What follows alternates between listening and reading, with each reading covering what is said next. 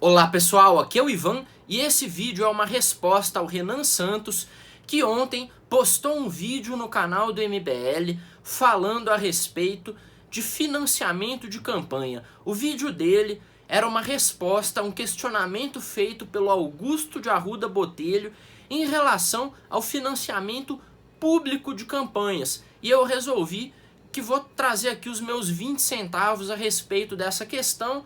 E já vou começar pontuando quais eu acho que são os problemas no financiamento público de campanha e os problemas no financiamento privado. E depois eu vou explicar por quê. Eu acredito que essa é uma discussão muito mais estratégica do que uma discussão ética e moral, na qual, se nós nos restringirmos, não vamos chegar a lugar nenhum se ficarmos só discutindo a ética e a moralidade do financiamento público ou privado de campanha. Pois bem, em relação ao financiamento público, eu vejo dois problemas. Um deles é o problema ético, que sem dúvida existe, que é a questão de você, um cidadão com suas ideias particulares, ser obrigado a financiar o projeto político de outros cidadãos que querem ter a máquina pública em suas mãos para impor na sua vida um modelo, um modo de vida no qual você não acredita, no qual você repudia. Por exemplo, você que é um liberal, ser obrigado a financiar o projeto político do PSOL, do PT, dessa turma toda. Esse é um dos mais graves problemas no financiamento público de campanha, mas em questões operacionais, em questões estratégicas, não é o maior problema, porque o maior problema é o fato de que quem comanda para onde vai o dinheiro são os dirigentes partidários. Existe lá o fundo eleitoral, que a cada ano ele engorda mais, e aí o dirigente partidário, que em geral é um oligarca, é um vagabundo, é alguém que é mais interessado em garantir interesses particulares através da máquina pública do que garantir o interesse popular, esse dirigente ele vai decidir quem vai receber o dinheiro do partido. Ele vai distribuir lá entre os candidatos. E quem vocês acham que vai receber mais dinheiro? É o candidato, o outsider, o sujeito que quer fazer mudanças, que quer combater o sistema? Ou, por acaso, é o amigo do oligarca, ou é o próprio oligarca, que vai ter como objetivo manter o status quo e usar a máquina pública para enriquecer os seus apaniguados e etc. Pois bem, tá aí o problema do financiamento público de campanha. Algumas pessoas sugerem que uma solução para isso é estabelecer uma cota de distribuição dos valores do fundo partidário, de modo que não possa ser tudo concentrado em um candidato só e seja obrigatória aí uma distribuição desse dinheiro. Pois bem, lembram o que aconteceu quando foi estabelecida uma cota de 30% nas eleições proporcionais para a participação de mulheres? Funciona assim: se você vai montar a chapa para concorrer a deputado federal, por exemplo, 30% dos integrantes da chapa tem que ser mulheres. Se não houverem 30% de mulheres, não podem haver mais homens. E aí isso restringe a quantidade de pessoas que podem competir, e aí restringe a capacidade de um partido conseguir formar suas cadeiras.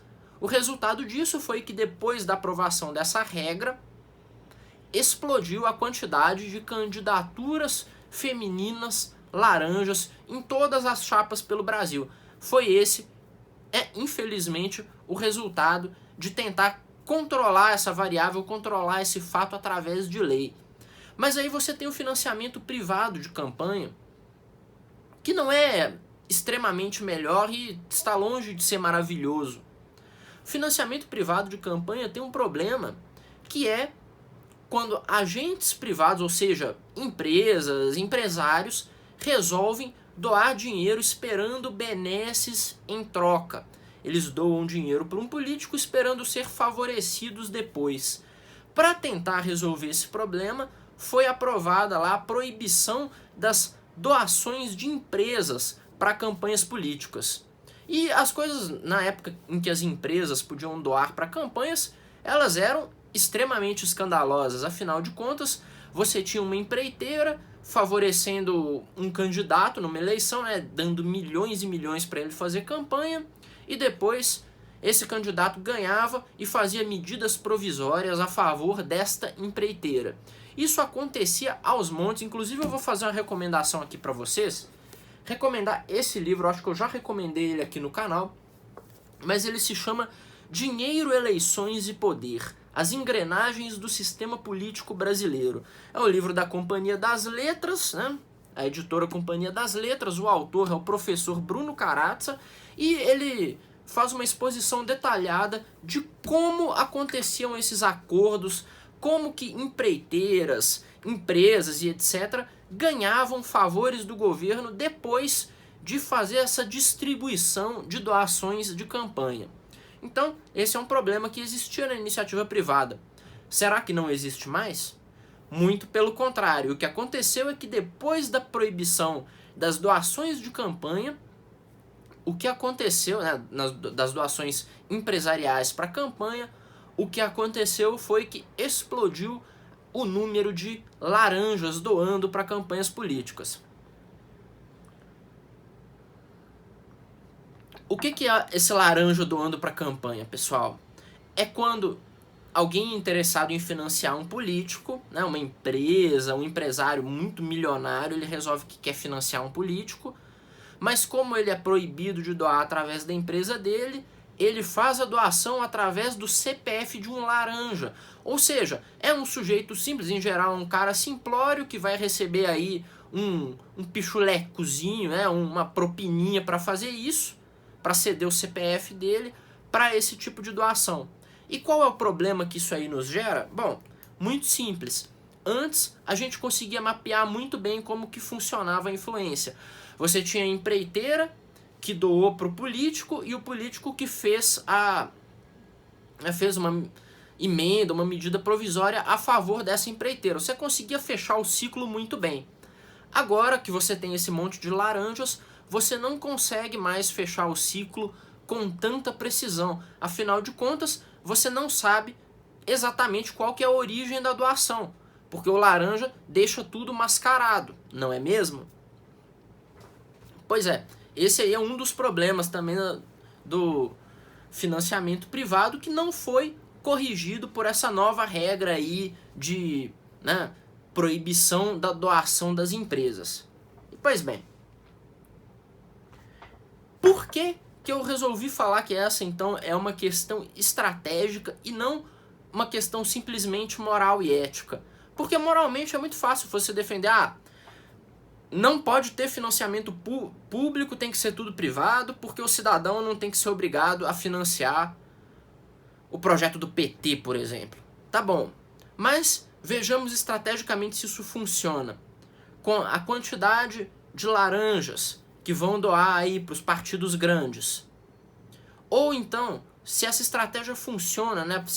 Se esse modelo funciona no caso do interior, onde você tem as oligarquias extremamente endinheiradas que vão colocar dinheiro nas próprias campanhas, de maneira privada. Isso não funciona. E aí vai até o componente de resposta, que, né, o vídeo não... Acabei nem respondendo nada pro Renan, era clickbait, tá, pessoal? Não era uma resposta ao Renan, era um clickbait para falar sobre financiamento de campanha. Mas a questão é o seguinte: qual que tem que ser a estratégia do MBL? O que seria conveniente para o MBL nessa questão? Pois bem, financiamento público não, porque o MBL não tem um partido para distribuir dinheiro. Financiamento privado também não. Acho que o Renan e o pessoal do MBL sabem melhor do que ninguém que rico não gosta de doar para a campanha do MBL. Não teve rico doando na campanha do Arthur para prefeito, né? Rico, em geral, prefere financiar iniciativas fracassadas, que nem um Acredito, sabe? Esse tipo de iniciativa, que nem um Novo, iniciativas que tem muito mais o objetivo de sinalizar a virtude, né, do milionário encostar a cabeça dele no travesseiro à noite, se achando muito bonzinho, do que realmente promover uma mudança no cenário nacional. E, pois bem, qual que tem que ser o nosso objetivo nessa discussão sobre financiamento de campanha?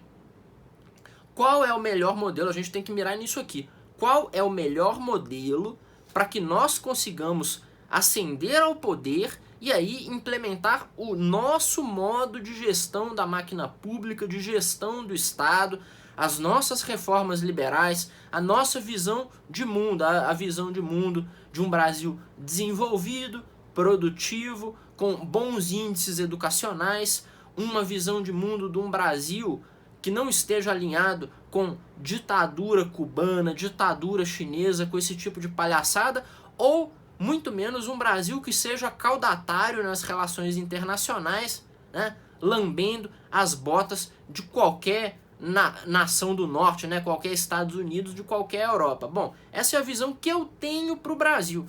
Então, como que a gente molda o sistema de financiamento eleitoral para nos favorecer e assim garantir que essa visão do Brasil, que eu acredito que é a visão compartilhada por qualquer brasileiro decente, como que a gente consegue ir nessa direção? Bom, estrategicamente eu acho que tem uma coisa que faz sentido. É a ideia de haver um teto de gastos extremamente baixo para campanhas eleitorais, atrelado à cassação de mandato, aliás, a perda da cadeira por qualquer partido que descumprir com esse teto. Não é uma questão do que é mais bonito, do que é mais certo, mas sim uma questão simples. Eu sei que eu não vou conseguir doações imensas para minha campanha. Eu sei que a campanha do Arthur para governador não vai ter o orçamento da campanha do PSDB.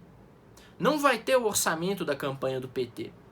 Então o mais conveniente seria fazer uma redução absurda dos gastos permitidos para a campanha, de modo a quebrar as pernas dos políticos que tem que, para se eleger, eles se amparam num elevado gasto em campanha. Eu poderia dar um exemplo aqui, aliás, vou procurar aqui o exemplo, nesse instante, de quanto o Aécio Neves gastou na campanha dele para deputado federal. Vamos lá. Aécio, campanha federal, gastos. Vamos ver se o Google me diz isso rapidinho. Só estão aparecendo aqui, ó. Aécio já recebeu 2 milhões de fundo partidário nesta campanha. Aqui a reportagem da revista Exame que eu estou abrindo, e ela mostra aqui que o Aécio comeu 2 milhões na campanha para deputado federal. Ou seja, se houvesse um teto impedindo que ele gastasse todo esse dinheiro, certamente ele teria menos votos. E aí, é claro, se houvesse esse teto, qual seria a consequência óbvia disso? Caixa 2. Uma quantidade imensa de caixa 2 na campanha eleitoral. Bom, como a gente resolve esse problema? Bom, não resolve. Não é uma coisa que a gente vai fazer acabar, né? Não é uma solução, não, uma solução terminal para o problema. Mas se nós obrigarmos todos esses agentes que a gente não gosta a fazerem caixa 2, né, porque eles vão precisar fazer caixa 2 para fazer sua campanha. Se nós obrigarmos esses agentes a cometerem o crime para conseguirem se eleger e ao mesmo tempo houver uma legislação extremamente punitiva para esse crime, fica tudo mais fácil. Porque, por exemplo, quando quisermos seguir em frente com uma reforma, né, quisermos, sei lá, aprovar alguma coisa que seja do interesse público, a única coisa que precisamos fazer é já ter a cassação dessa turma toda agendada, né, toda pronta. É isso. Por muito tempo eu pensei, não é possível que nada de bom para o país possa vir dessa corrupção desenfreada, desse monte de caixa 2, de irregularidade de campanha, de rachadinha e dos diabos. Pois é, eu achei a solução, pessoal. Muito simples, olha, nós chegamos ao poder e aí o centrão que não quiser colaborar com as nossas medidas, o que a gente faz? A gente põe todo mundo na cadeia, porque vão estar todos envolvidos em caixa 2, rachadinha e etc. Vejam só. É claro, né? Isso aqui é uma ideia, né? Uma proposta estratégica. Eu espero que vocês tenham gostado do vídeo, que tenha sido interessante para vocês e tenha servido para vocês aprenderem um pouco sobre como é que funciona o sistema político brasileiro e como que alguém que pleiteia mudanças deveria agir, né? Como alguém que pleiteia mudanças deveria pensar o cenário. Bom, não deixem de se inscrever no canal, clicar no sininho, no joinha e até a próxima, pessoal!